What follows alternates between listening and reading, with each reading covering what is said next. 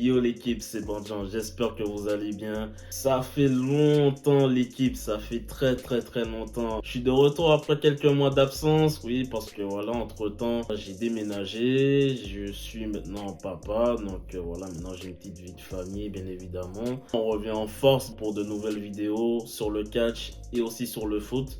Après mieux réflexion, j'ai décidé aussi de refaire des vidéos sur le foot. Je le ferai pas tout le temps parce que j'ai envie de me consacrer plus sur cette chaîne-là pour du catch. N'hésitez pas l'équipe à vous abonner à ma chaîne YouTube, à commenter les vidéos qui sortiront prochainement, à commenter aussi celle-ci, à liker, mettre un petit pouce bleu juste ici en bas et bien évidemment de partager au max cette chaîne et les vidéos à venir et aussi à me suivre sur tous les réseaux sociaux qui sont dans la description juste en bas. On va entrer dans le vif du sujet. Aujourd'hui, petite vidéo catch et aujourd'hui, j'ai décidé de parler de Cody Rhodes, de la Bloodline et du retour de Roman Reigns puisque là, comme vous avez vu l'équipe depuis ces dernières semaines, ceux qui n'ont pas suivi bien évidemment la WWE depuis quelques temps et depuis SummerSlam, Roman Reigns a fait son grand retour pendant le main event qui a eu lieu entre Cody Rhodes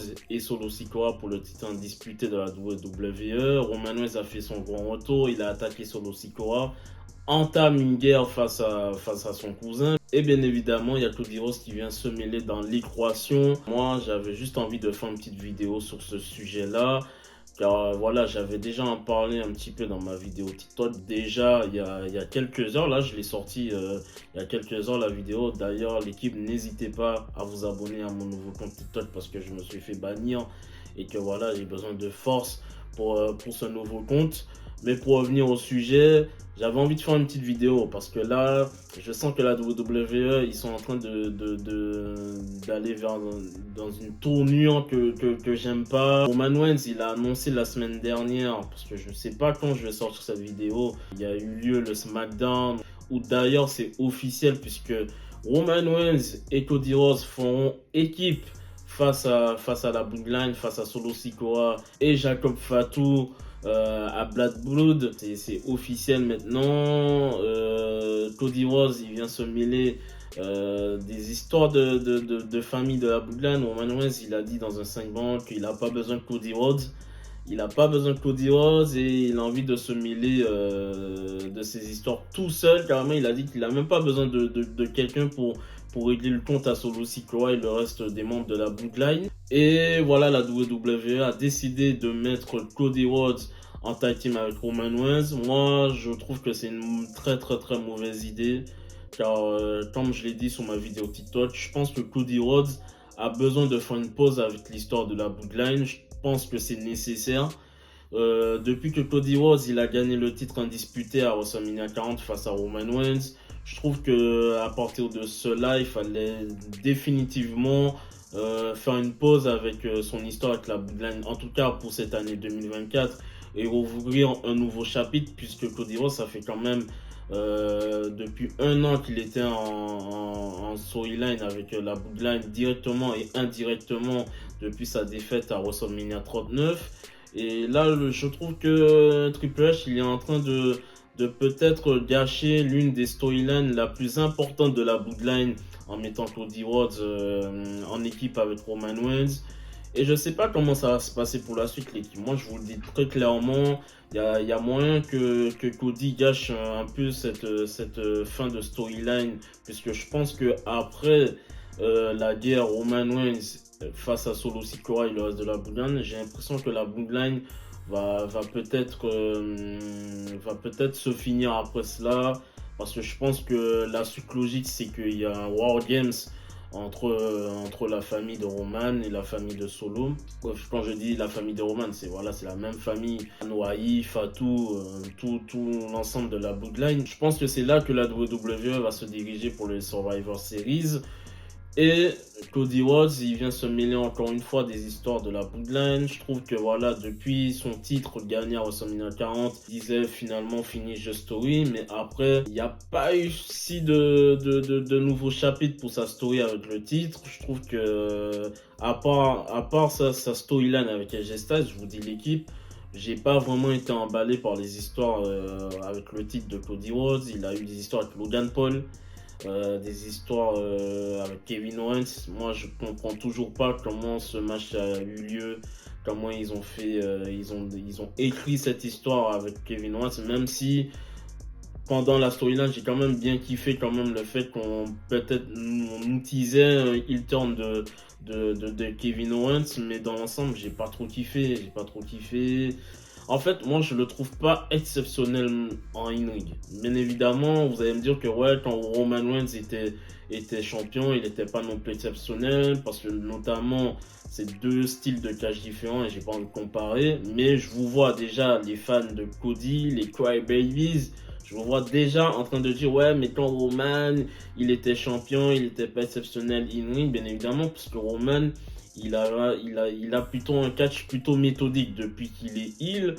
Et voilà, moi je trouve pas que ces matchs ils sont ouf à Cody, je trouve pas que ces rivalités sont ouf. Franchement, à part être contre AJ Styles, je trouve que voilà, il n'y a pas eu des choses ouf envers l'écriture des matchs et des histoires de Cody. Et là, on le ramène encore pour un match face à Solo Sikoa, qu'il a gagné bien évidemment. Et en plus de ça, déjà dans le segment lors de SmackDown vendredi dernier, dans un premier temps, il dit à Nick Aldis qui veut se mettre en retrait des histoires de la Bloodline. Et ensuite, après, il récupère le contrat que Roman Reigns lui donne pour faire équipe avec lui. Donc, moi, je comprends pas où veut vraiment venir la WWE avec cette histoire-là. Et moi, j'ai tout simplement l'impression qu'en fait, ils ont même pas pour l'instant de projet à court terme pour Cody, sachant que pour l'instant, toutes les stars de SmackDown sont soit absents ou mêlés à des histoires avec la Bloodline. Donc, difficile de trouver un adversaire assez crédible pour Cody pour l'instant, sachant que pour l'instant, LA Knight, il est champion des États-Unis, que c'est un babyface. Les heels comme Carmelo Hayes ou par exemple je pense à des Austin Theory, enfin, ce sont tous des mid-carders. Andrade, c'est plutôt un face. Donc après, aller défier Cody direct, je trouve que ça aurait été un petit peu insensé aussi. Donc voilà, il n'y a pas grand monde pour l'instant dans le roster de SmackDown. Et moi, pour moi, la suite logique, c'est que ça aurait été que Randy Orton fasse un heel turn avant SummerSlam et qu'ensuite après il aille défier Cody Rhodes.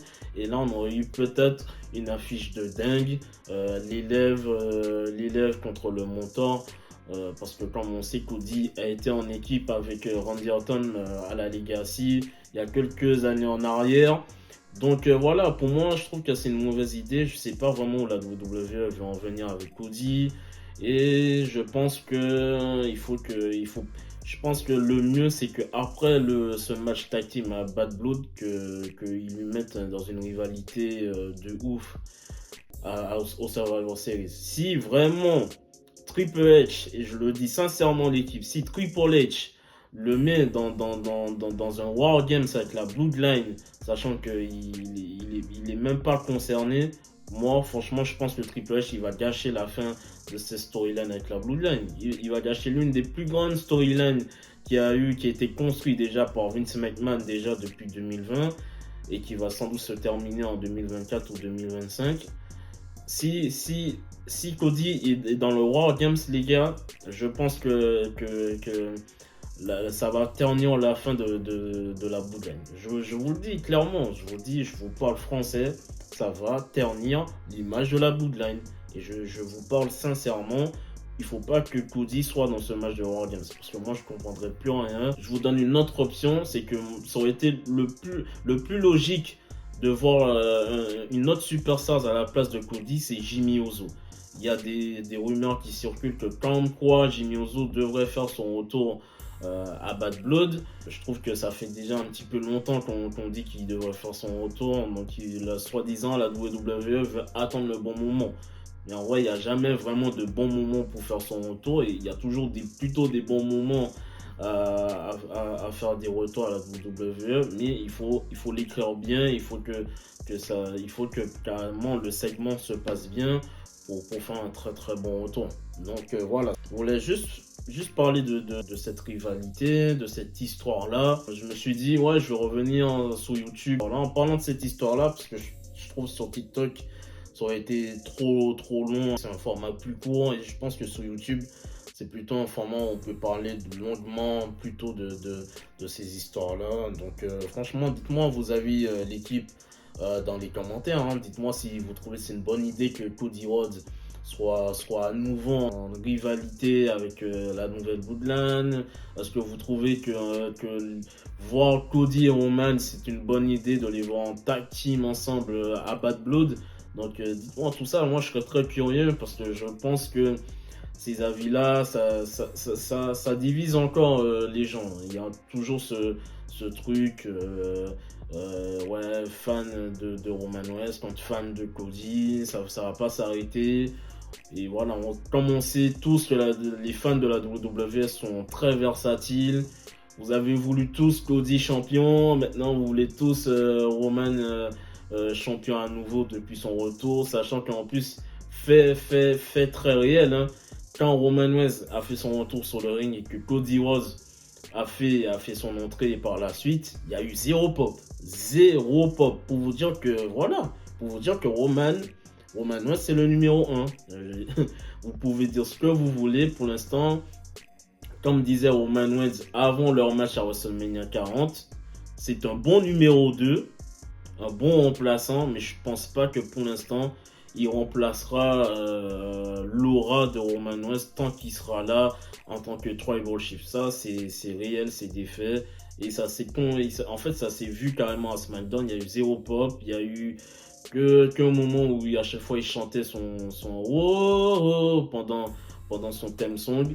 Et c'est tout, tu vois. Mais il y a eu zéro pop. Et carrément, dès que Roman Reigns citait le nom de Cody Rhodes, carrément, on entendait des petits sifflets de la part de l'univers de la WWE.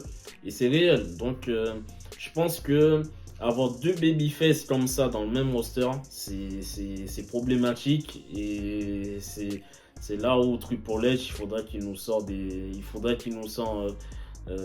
des écritures de génie, hein, pour réparer ça.